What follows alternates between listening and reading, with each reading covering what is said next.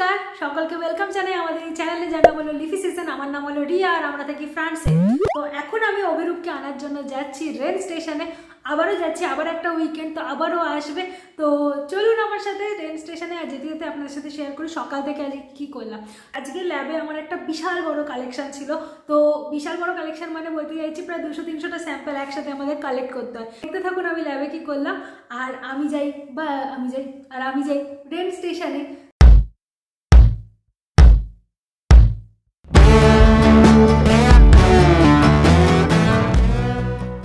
নমস্কার, আজকে আপনাদেরকে দেখাবো আমি ল্যাবে সারাদিন কি করছি। আর আজকে একটা খুব ভালো দিন, কারণ বিকালবেলা হলেই আমি অভিরূপকে রিসিভ করার জন্য রেন যাব। তো যারা যারা আমার ভিডিও ফলো করেন তারা জানেন যে আগের ভিডিওতেই আমি প্যারিস থেকে রেন ফিরে এসেছিলাম। আবার আজকের ভিডিওতে দেখাচ্ছে রিসিভ করতে যাচ্ছি অভিরূপকে। তো অভিরূপ আসছে প্যারিস থেকে রেনে, তার কারণ মাঝখানে 7টা দিন কেটে গেছে, নতুন একটা উইকেন্ড চলে এসেছে। আর সারা উইকে আমার খুব একটা ব্লগ বানানো হয়ে ওঠেনি।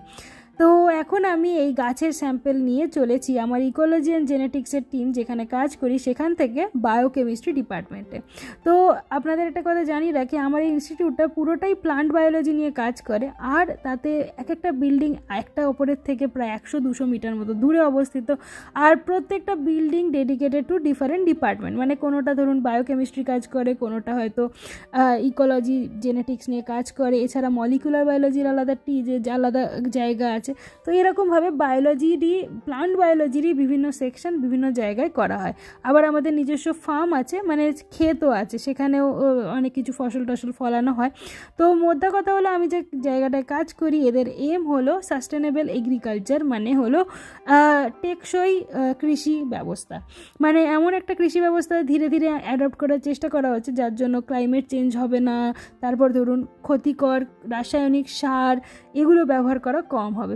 তো সেইখানেই আমিও পার্টিসিপেট করেছি, আমিও চেষ্টা করেছি এদের টিমের মধ্যে থেকে এদের যে প্রজেক্টগুলো আছে সেখানে যেটার জন্য আমাকে হায়ার করা হয়েছে সেই কাজটা করার জন্য। ডাইরেক্ট আমার কাজ দিয়ে পৃথিবীর উন্নতি তো হবে না, কিন্তু হ্যাঁ একটা বড় কর্মকাণ্ডের মধ্যে আমি একটা ভীষণ ক্ষুদ্র একটা ব্যক্তিত্ব। তো যাই হোক, এখন লিকুইড নাইট্রোজেন নেওয়ার জন্য যাচ্ছি। তো যে স্যাম্পেলগুলোর ওজন নিলাম সেই স্যাম্পেলগুলোকে এরপরে লিকুইড নাইট্রোজেনে ডুবিয়ে দেবো। তো -196 ডিগ্রি টেম্পারেচার হয় লিকুইড নাইট্রোজেন, মানে প্রায় -200 ডিগ্রি সেলসিয়াস। সে যে কত ঠান্ডা, মানে ওখানে যদি আপনি আপনার আঙুল ডোবান তো আঙুলটা 1 নিমেষের মধ্যেই পাথর হয়ে যাবে, আর ঠোকা দিলে পাথরটা ভেঙেও পড়ে যাবে।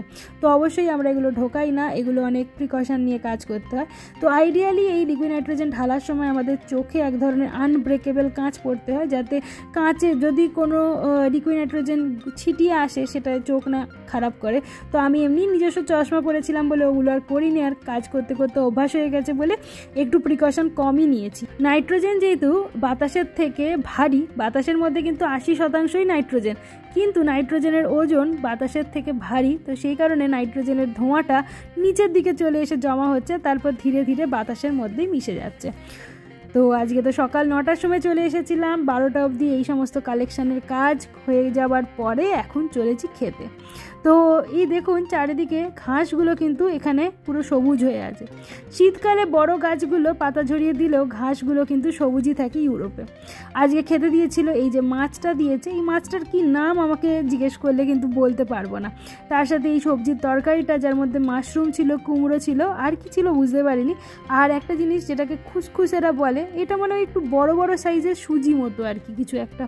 আর এছাড়া কোল্ড প্লেটে এই দিয়েছিল কড়াইশুঁটি আর কর্ন দিয়ে বানানো একটা বিস্কিট গোছের খাবার। মিষ্টিতে ছিল ফ্লোটিং আইল্যান্ড।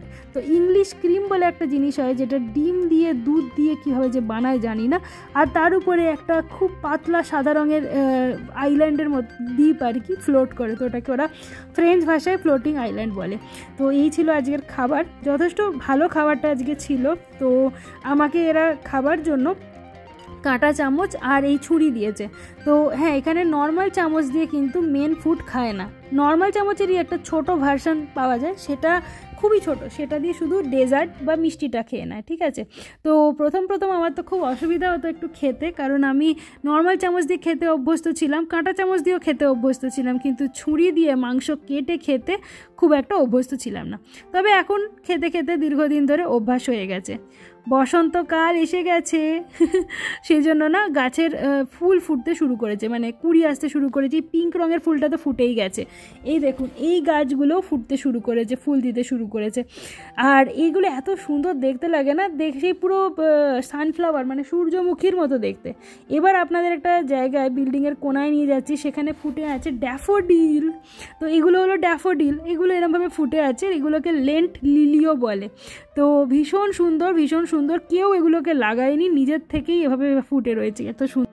আর মাটিতে হয়ে আছে ভর্তি করে এই মসগুলো।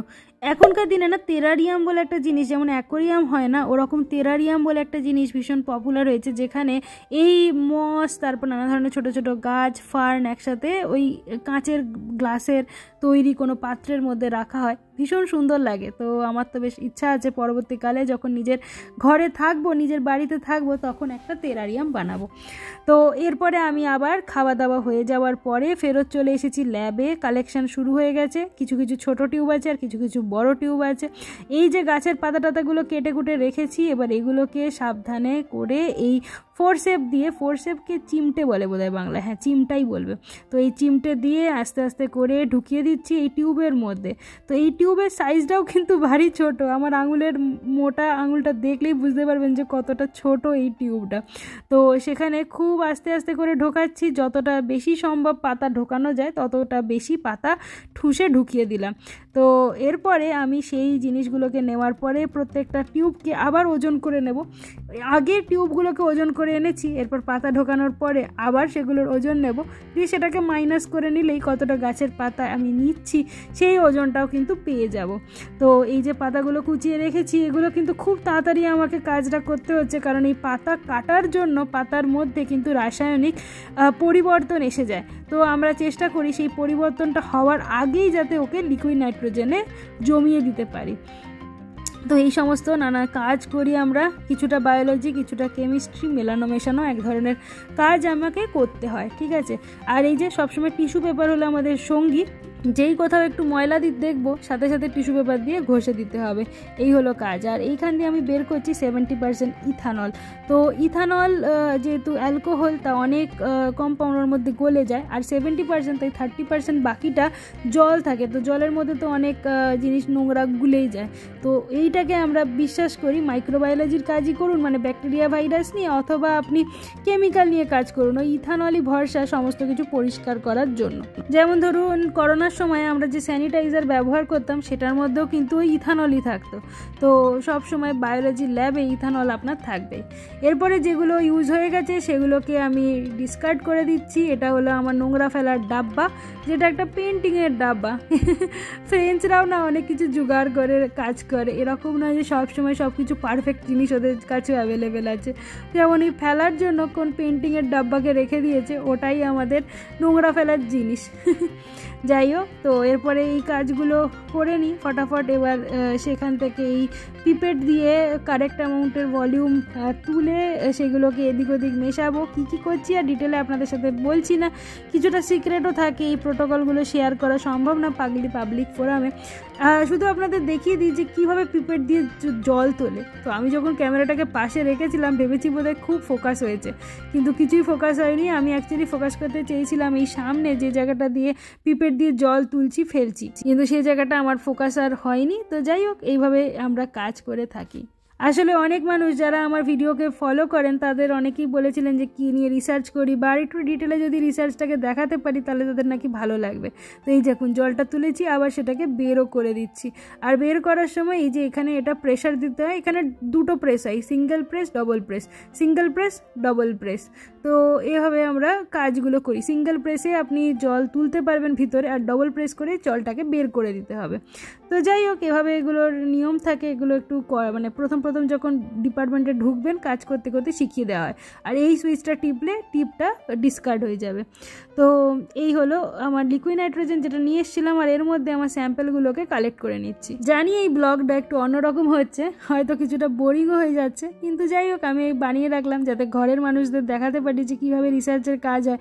আর যে কয়েকজন আমাকে কমেন্ট করে বলেছিলেন যে আরেকটু ডিটেলে দেখিও, তাদের জন্য দেখাচ্ছি। লিকুইড নাইট্রোজেনে ফেলার সাথে সাথে না একটা সেই বয়েলিং সাউন্ড শুরু হয়ে যায়, যায়, সেই ছিচি করে যেন মনে হবে তেলের মধ্যে জল পড়েছে সেরাম টাইপের। ভালো করে কান পেতে শুনুন তো।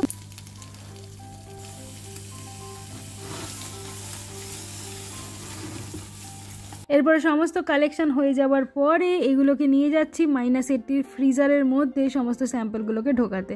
আজকের দিনটা বড়ই সুন্দর, সূর্য উঠেছে, নীল আকাশ, এত সুন্দর লাগছে আর কি বলবো। এরপরে আমি পৌঁছে গেছি যেখানে ফ্রিজার আছে সেই চেম্বারে, সেটাও আলাদা বিল্ডিংয়ে রাখা, কারণ এই সমস্ত মেশিনগুলোকে না আলাদা করে স্পেশাল প্রোটেকশানে রাখা হয় যাতে সেই রুমেরও টেম্পারেচার মেনটেন হয়। গরমকালে অনেক সময় রুমের টেম্পারেচার বেড়ে যায়, তাই জন্য এসি লাগিয়ে স্পেশাল প্রোটেকশানে রাখা হয়। তো আমি এখন খুব তাড়াতাড়ি লিকুইড নাইট্রোজেন থেকে একটা বড় চিমটে ব্যবহার করে স্যাম্পলগুলোকে বের করে নিচ্ছি, আর সেগুলোকে এই কার্ডবোর্ডের বাক্সের ভিতরে ফটাফট রেখে দিচ্ছি অ্যারেঞ্জ করে, যাতে অনেকগুলো স্যাম্পল একসাথে ঢুকেও যায়, অথচ যে স্যাম্পলগুলো আছে সেগুলো যেন গলে না যায়। এখন তো জমে আছে পুরো, ওই জমা অবস্থায় সবগুলোকে ফটাফট আমি অ্যারেঞ্জ করে সাজিয়ে রেখে দেবো। তো এটা তো বোরিং কাজ, তাই আমি একটু স্পিডটাকে বাড়িয়ে দিচ্ছি যাতে তাড়াতাড়ি করে হয়ে যায়। আর এইটা যখন করছি তখন ভাবছি এরপরে আমাকে বাড়িতে গিয়ে কি কাজ করতে হবে। সবার আগে বাড়িতে গিয়ে ব্যাগটাকে রেখে ছাতা নিয়ে বেরিয়ে পড়তে হবে স্টেশনে যাওয়ার উদ্দেশ্যে। অভিরূপ যেহেতু আসবে, তো ওর জন্য না কালকে মানে গতকাল রাত্রিবেলাতেই বানিয়ে রেখেছিলাম ফিশ ফ্রাইড রাইস, তো সেই জন্য আর রান্না করার চাপ নেই। ও বেচারাও দেখুন না ল্যাব থেকে করে আবার 200 কিলোমিটার, 200 কি বলছি 350 কিলোমিটার, ভুলই বলছি, 350 কিলোমিটার রাস্তা আবার ট্রেনে করে আসবে। তবে হ্যাঁ, বেশি সময় তো লাগে না, ওই 1.5-2 ঘন্টাই লাগে, কিন্তু তা হলেও একটা চাপ তো আছে একটা এতটা ট্রাভেল করে আসা। তো সেই কারণে আমি সমস্ত কিছু ঘরে রান্নাবান্না করে রেডি করে রাখবো যাতে এসে ওকে আর কোনো ঝামেলা করতে না হয়, এসেই খেয়ে শুয়ে পড়তে পারে, কারণ শরীরটা না একেবারে তখন ক্লান্ত হয়ে পড়ে। এরপরে সেই ফ্রিজার খুলে আমার নিজস্ব একটা র্যাক বের করলাম, এই র্যাকটাকে এর মধ্যে ঢুকিয়ে দেবো আর তার মধ্যে স্যাম্পলটাকেও ঢুকিয়ে দেবো। এভাবেই আমাদেরকে স্যাম্পল সাজিয়ে রাখতে হয়। এক একটা মানুষের জন্য এক একটা জায়গা ডেডিকেট করা থাকে এই ফ্রিজারের মধ্যে, আর তার মধ্যে লেবেল করে নাম লিখে রাখা থাকে, তো সেই মতো করতে হয়। এই দেখুন, এটা হলো আমার অফিস, আর আমার অফিসে এই ওয়ান্ডারিং জিউ বলে এই গাছটাকে, সেটা কি সুন্দর হয়েছে। তো এটা অ্যাকচুয়ালি থিওর গাছ ছিল, থিওন এই গাছটাকে ফেলে দিচ্ছিল কারণ এর মূলের জায়গাটা খারাপ হয়ে গেছিলো। আচ্ছা, লিকুইড নাইট্রোজেন বাইরে ফেলে দিয়েছি, দেখুন কিভাবে ঘুরতে ঘুরতে বাতাসের সাথে মিশে যাচ্ছে। তো যেটুকু নাইট্রোজেন লাগলো না সেটাকে আমি এরমভাবে ফেলে দিলাম বাইরে। নাইট্রোজেন ফেলে দিলে বাইরে অসুবিধা নেই, এটা কোনো খারাপ কেমিক্যাল নয়, নাইট্রোজেন গ্যাস হয়ে যাবে, গলা অবস্থায় আছে, বাইরে বেরোলেই ওটা গ্যাস হয়ে মিশে যায় বাতাসের সাথে। আর আমাদের বাতাসের তো 80% নাইট্রোজেনই, কাজে কোনো অসুবিধা নেই। তো ভীষণ সুন্দর লাগছে, এত ভালো রোদ উঠেছে। কলকাতায় থাকতে কখনো রোদের মহিমা বুঝিনি, বুঝেছেন তো। আর যদি এই ধরনের ভিডিও দেখতে ভালো লাগে প্লিজ সেই চ্যানেলটাকে সাবস্ক্রাইব করুন আর ভিডিওটাকে প্লিজ লাইক করে দিন। একটা লাইক করলে অনেক বেশি মানুষের কাছে ভিডিওটা পৌঁছবে, তো প্লিজ একটা লাইক করে দিন। লাইক করতে বেশি সময় লাগবে না। বাসের জন্য অপেক্ষা করছি, রাত্রি 8টায় বাস আছে। তো এই হলো বাস স্টপ, অন্ধকার হয়ে গেছে চারিদিকে, আর বাস স্টপে আমি একাই দাঁড়িয়ে আছি আপাতত।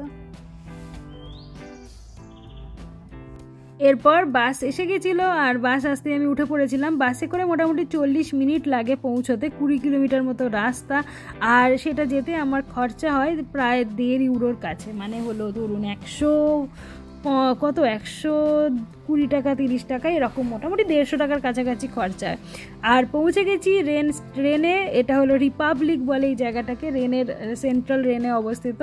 আর এখান থেকে প্রায় 5-7 মিনিট হাঁটলেই পৌঁছে যাব এই যে স্টেশনেও পৌঁছে গেছি। স্টেশনটা এই বেগুনি রংটায় আলোগুলো জ্বললে এত সুন্দর লাগে। নিচে যে জায়গাটা দেখা যায় ওটা হলো মেট্রো স্টেশন। তো রেল স্টেশন বিশাল বড়, এর মধ্যে metro station, bus station, bullet train station, local train station সব মিলিয়ে এই একটা বিল্ডিং থেকেই সমস্ত কিছু বিভিন্ন জায়গা থেকে ছাড়ছে। বিভিন্ন প্রান্তে বিভিন্ন জিনিসের কাউন্টার আছে, আপনি চলে যেতে পারবেন একই ছাদের নিচে সমস্ত রকম স্টেশন। এরপর আর কি, এরপর অভিরূপ এসে গেল, তারপরে আমরা দুজন দাঁড়িয়েছিলাম, আবার ওকে নিয়ে ওই একই বাসে চড়ে ফিরবো। ফিরতি পথে কিন্তু এই একটাই লাস্ট বাস, এই বাসটা যদি মিস করে যাই তাহলে রাত্রি 12টা একটা বাস আছে, মানে এখন 9:30 বাজে, আর এটা মিস করলে রাত 12টা একটা বাস আছে, মানে সে 2.5 ঘন্টা পরে। আর এটাও মিস করলে সকাল 6টায় বাস, তো আমাদের জন্য ওই সময়টা খুব ক্রুশিয়াল থাকে। ও পৌঁছানোর 2 মিনিটের মধ্যে আমাদেরকে মেট্রো ধরে এসে বাস ধরতে হয়, মানে অনেক রকম ঝামেলা আছে। এটা হলো রাত্রের আমরা খাবার খেয়েছি। তো রাত্রে আমি যেমন বলেছিলাম যে ফিশ ফ্রাইড রাইস বানিয়ে রেখেছিলাম, ওই ঘাঁটা ভাত টাইপের, তার সাথে স্যালাড নিয়েছি, মোজ্জারেলা একটু চিজ নিয়েছিলাম আর ডিম ভাজা, ব্যাস। এরপরে গল্প করতে করতে দুজনে এই খাবারই খেয়ে নিয়েছিলাম। জানি আজকে ভিডিওটা আসতে একটু দেরি হয়ে গেল, আসলে আমার পিসি শাশুড়ির শরীর খুবই খারাপ, হঠাৎ করেই শরীর তার খারাপ হয়েছে। তো সেই খবরটা পাওয়ার পর থেকে আর ভিডিও বানানোর জন্য একেবারেই ইচ্ছা হচ্ছিল না, কিন্তু ভগবানের আশীর্বাদে এখন একটু তিনি ভালো আছেন। আর আপনারাও ভগবানকে ডাকবেন যাতে সবাই সব কিছু সুস্থ থাকি, আমরা আপনারাও যেন সুস্থ থাকেন এই কামনা করি। আর আজকে ভিডিওটা এই পর্যন্তই, বিদায় নিলাম। এখন অভিরূপ বসেছে, আমরা বার্সেলোনা যাওয়ার প্ল্যানিং করছি ভবিষ্যতে, তো সেজন্য টিকিট কাটতে। তো ওখানে আমার একটা ট্রেনিং আছে মাদ্রিদে, তার জন্য স্পেন যাব। আর স্পেন যাব যখন বার্সেলোনা একবার তো দেখতে যাবই, যাতে আপনাদের জন্য ভিডিও আনতে পারি আর বাড়ির লোকগুলোকেও ঘুরিয়ে দেখাতে পারি জায়গাটা। ওদেরকে সাথে নিয়ে হয়তো ঘোরানো তো পসিবল হচ্ছে না, কিন্তু ছবির মাধ্যমে তো ওদের কাছে অন্তত পৌঁছে যেতে পারবো। তো সেটাই আপনাদের সাথেও শেয়ার করব। এখন নয়, 5-7 মাস বাদেই যাব। এখন থেকে ট্রেনের টিকিট, প্লেনের টিকিট বুক করার চেষ্টা চলছে। যদি যাই নিশ্চয়ই আপনাদের ভিডিও শেয়ার করব। ভালো লাগলে অবশ্যই চ্যানেলটাকে লাইক করে দেবেন, শেয়ার করে দেবেন, বন্ধুদের সাথে সাবস্ক্রাইব করবেন। তো বিদায় নিলাম আজকের মতো, টাটা।